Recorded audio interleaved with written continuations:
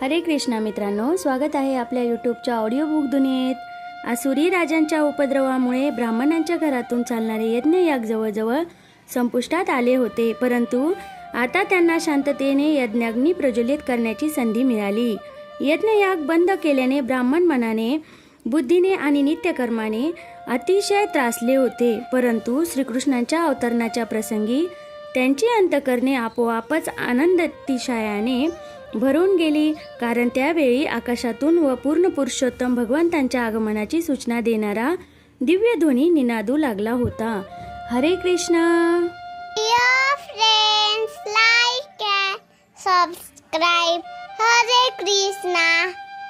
मैत्री दिनाच्या हार्दिक शुभेच्छा। माझ्याकडून मैत्री दिनाच्या सर्वांना हार्दिक शुभेच्छा।